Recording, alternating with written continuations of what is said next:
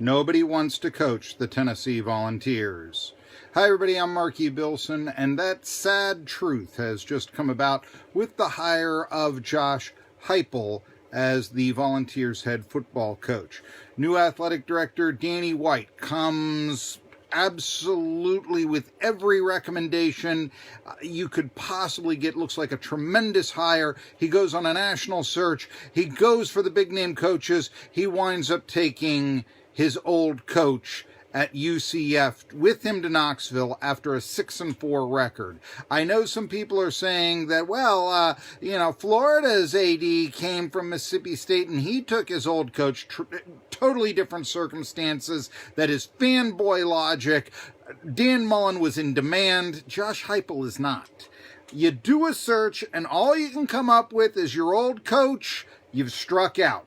There's no difference between this search and the search of 2017. I'll get to that in a second. You're even paying him $4 million a year. That's what you paid Jeremy Pruitt, Tennessee fans.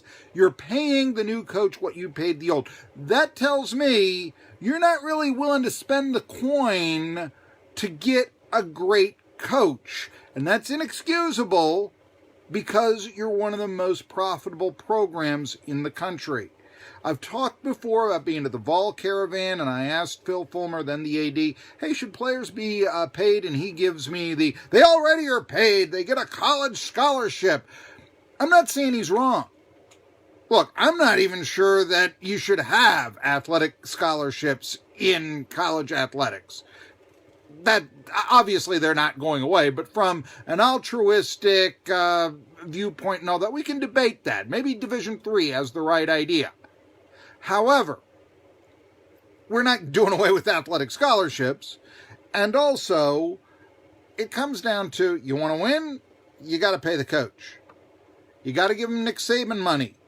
That's what's going to get you another Nick Saban. Paying him 40% of what Nick Saban makes is not going to land you another Nick Saban. Is there a bright side to the hire? Yeah. Hey, a few years ago, I said that Josh Heupel was the best coordinator hire in the SEC when he landed the offensive coordinator job at Missouri back in 2016. I took him over Jeremy Pruitt, who had just been hired as a defensive coordinator at Alabama. I think I was right on that. He did put Drew Lock on the right track. He put Drew Lock on the right track. He's not a bad coach. I'm not going to give you, I don't think he's a bad coach, like I said, or else I wouldn't have said he's the best coordinator hire on Saturday Down South back in 2016 when he was hired as Missouri's offensive coordinator. But he hasn't built a program. In fact, in 3 years at UCF, he didn't keep them at the same level that he inherited. Tough work to do, don't get me wrong. He had an undefeated team, but he went from being undefeated in regular season and losing a bowl game to 10-3 to 6-4. Yeah. In fact, he is only 3-3 against teams that are on Tennessee's future schedules. We're talking Pitt, we're talking Connecticut, we're talking LSU, and we're talking BYU, all on future schedules for the Tennessee Volunteers. Just 3-3. It's just more of the same. Like I said, this is the same thing that happened in 2017. Big search. Nobody originally desired comes. Less than a dynamic personality hired. And Tennessee needs a dynamic personality. The SEC could use dynamic personalities. I think Mike Leach has a chance to really do some things at Mississippi State. The only difference is Phil Fulmer wasn't there to cut the throat of the athletic director and say, I should be the AD, just like he did to Johnny Majors a generation ago. Another good thing, though, I will give you this, offensive coach, not a defensive coach.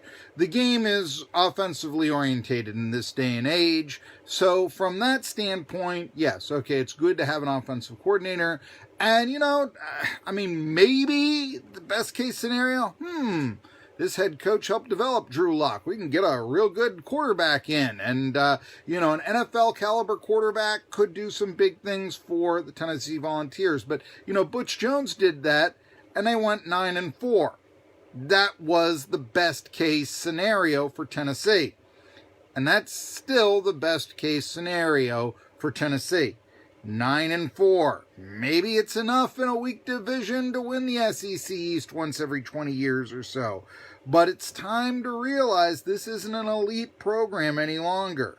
This is a program that lies not with Georgia and Florida, but South Carolina and Missouri in the SEC East hierarchy, or else they wouldn't have hired Missouri's old offensive coordinator.